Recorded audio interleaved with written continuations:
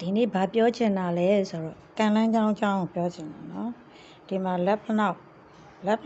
ကနေပြီးအလဲကနေပြီးစတည်တယ်ဒီလိုလမ်းကြောင်းကပြတ်တောက်ရှိတယ်နော်အဲ့တော့ပြတ်တောက်ရှိတဲ့ခါတိုင်းမှာအလုတ်ပြောင်းလဲလေးတွေရှိအဲ့တော့ဒါကဘယ်လက်နော်ဘယ်လက်မှာဒီလိုမျိုးလမ်းကြောင်းပြတ်တောက်ရှိ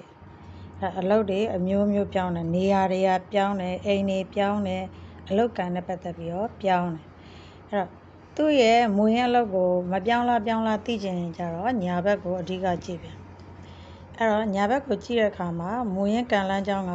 တစ်ဖြောင်နဲ့လက်ကလေးထိသွားတယ်မူရင်းအလုပ်ကပြောင်းလဲခြင်းမရှိဘူးနောက်ထပ်ဘာအလုပ်ကိုစစ်ကူလုပ်မလဲလားဒီမှာအရန်လမ်းကြောင်းထပ်ပြီးရှိတယ်အဲ့တော့မူရင်းအလုပ်ကအစိုးရလက်ကစားဖြစ်ရင်ဒီမှာ62တက်တန်းအတွင်းမှာထိရှိမယ်နော်အဲ့တော့ဒီမှာကန်လန်းကြောင်းကနောက်တစ်ကြောင်းရှိသွားတယ်နောက်ထပ်ပေါ်လာတဲ့အလုပ်ကဘူဇာတာတီရှိနေပါလိမ့်မယ်